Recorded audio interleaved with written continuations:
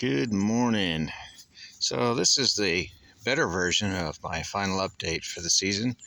I neglected to take a walk around, and who wants to read all that mess? So as I'm walking here, I'm going through the various paddocks. In the distance there, behind the orange signs, is the recently opened paddock or two paddocks actually, that they've had a ton of fun with. You can see that they've done a good amount of damage, and the grass is slowing down quite a bit.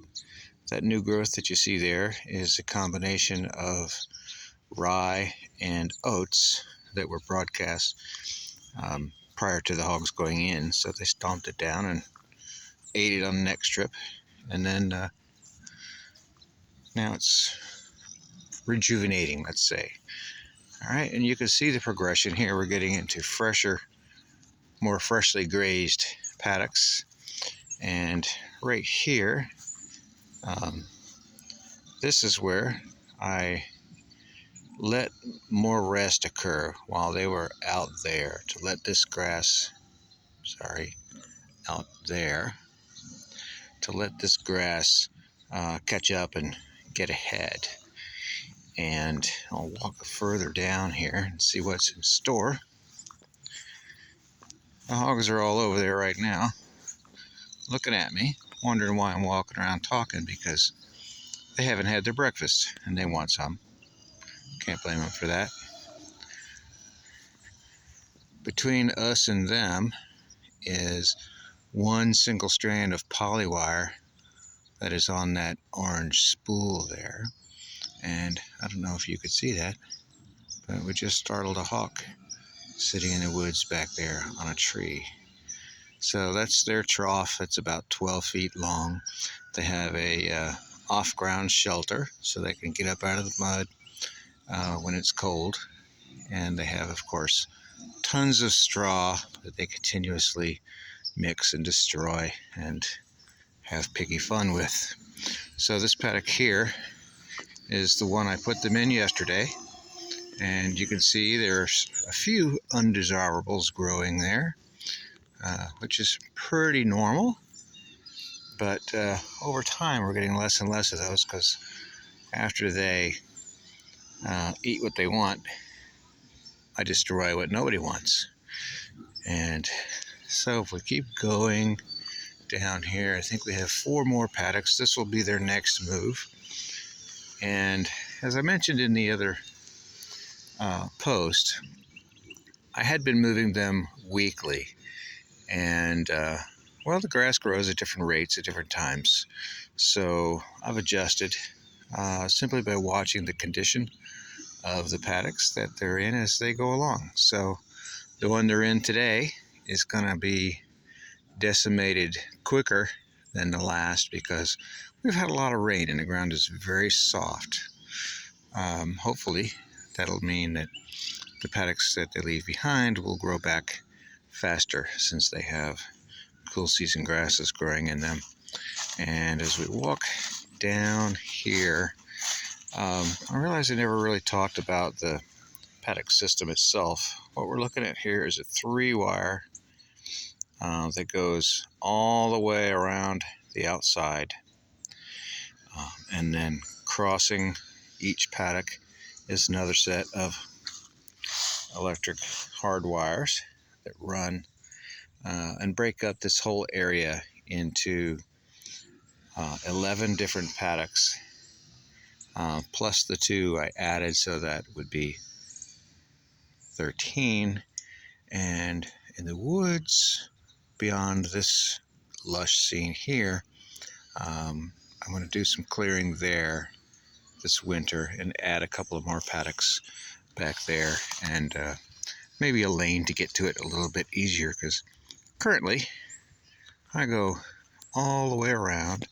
You can see my tracks here. That's the property line. This is the paddocks, and we're walking in the lane here, and we'll just keep on going. Now you can see there's a different kind of grass. Actually, it's not grass, it's some sort of a weed. Luckily, they like to eat it, but it's very shady back here. And we have some very large, beautiful, but too many trees.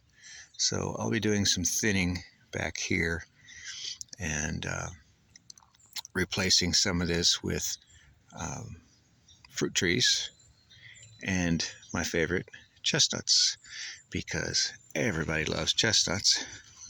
And I hear they're good roasted on open fire, but because of the generation I'm in, I didn't get to enjoy chestnuts due to the blight. So we have a resistant strain, a hybrid actually, and Chinese chestnuts, and somehow some were scattered in these woods over here. This is public land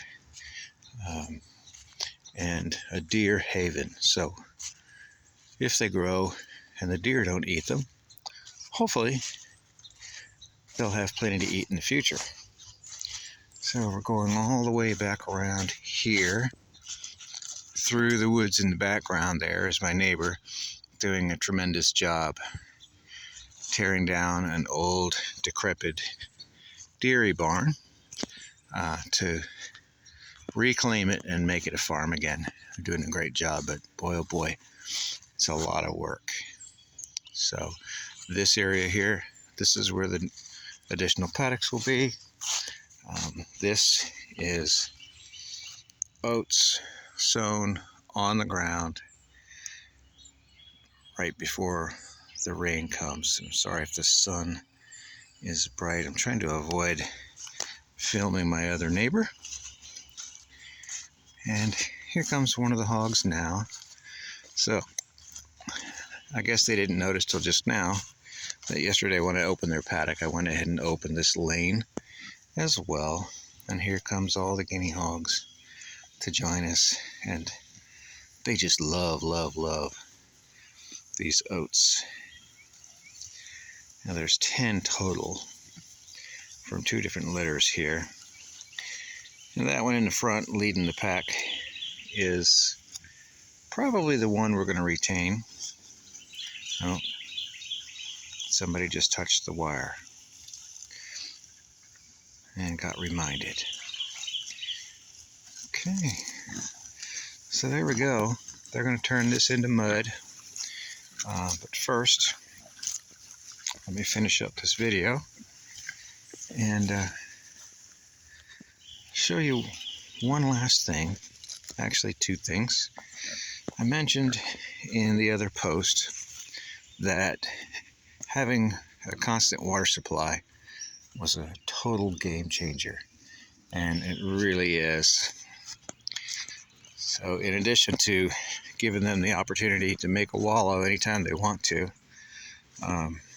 which is anytime it rains, the water stays fresh.